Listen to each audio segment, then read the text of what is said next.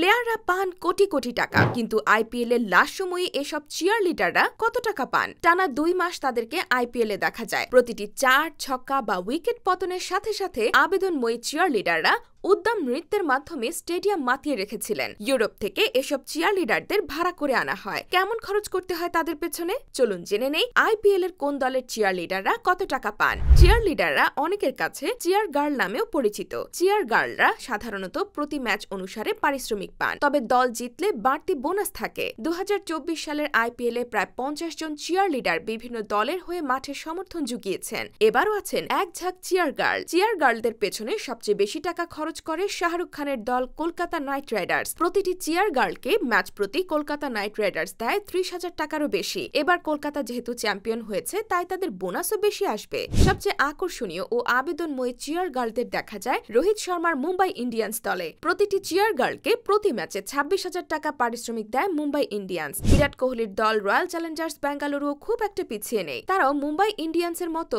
Match প্রতি 25,000 টাকা পারিশ্রমিক দেয়, তবে বেঙ্গালুরু চিয়ার লিডাররা জয়ী ম্যাচে বাড়তি বোনাস পান। Kolkata Knight Riders, Mumbai Indians ও বেঙ্গালুরুর পরে চিয়ার গার্লদের পেছনে বেশি অর্থ খরচ করে রাজস্থান রয়্যালস। প্রতিটি চিয়ার গার্লের পেছনে তারা ম্যাচ প্রতি 20,000 টাকা খরচ করে। এমএস ধোনির দল চেন্নাই সুপার কিংস চিয়ার গার্লদের পেছনে তুলনামূলক কম অর্থ খরচ করে। চেন্নাই ম্যাচ প্রতি চিয়ার গার্লদের মাত্র 15,000 টাকা পারিশ্রমিক দেয়। চেন্নাইয়ের মতো পাঞ্জাব ও দিল্লি চিয়ার গার্লদের ম্যাচ প্রতি 15,000 টাকা করে দেয়। আইপিএল এ অপেক্ষাকৃত নতুন দল লখনৌ সুপার জায়ান্টস। তারা আইপিএল এ নিয়ে মোট 4 বার অংশ নিতে যাচ্ছে, তবে সমর্থন জোগানো ও মনোরঞ্জনের দিক থেকে তারা মোটেই পিছিয়ে নেই। লখনৌ ম্যাচ প্রতি চিয়ার গার্লদের 15,000 টাকা করে পারিশ্রমিক দেয়। আইপিএল এ চিয়ার লিডারদের মূল কাজ পারিশ্রমিকের বিনিময়ে বিনোদন জোগানো, কিন্তু এই চিয়ার লিডার ইস্যুতে একবার আইপিএল এর সোনালী ক্যানভাসে কালো আঁচড় পড়েছিল। আইপিএল এর 4র্থ মৌসুমে দক্ষিণ আফ্রিকা থেকে গ্যাব্রিয়েলা পাসকুয়ালতো নামের একজন চিয়ার লিডার আসে। তিনি কিছু ক্রিকেটারের বিরুদ্ধে আচরণের গুরুতর অভিযোগ আনেন। ম্যাচ শেষে পার্টিতে তার সঙ্গে ক্রিকেটারদের কিছু আপত্তিজনক ব্যবহারের কথা তিনি জানান। পরে তাকে আইপিএল থেকে বরখাস্ত করে পুরো ব্যাপারটা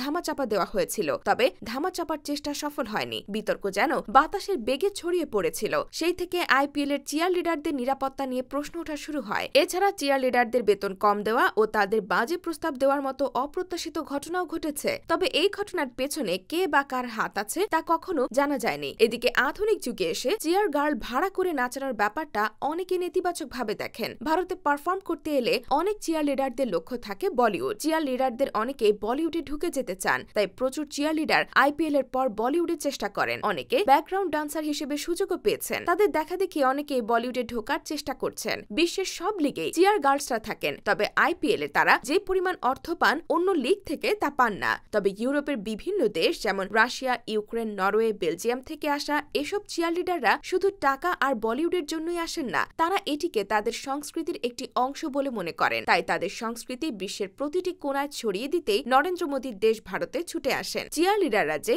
আইপিএল এর উন্মাদনায় বাড়তি মাত্রা যোগ করেন তার বলার অপেক্ষা রাখে না।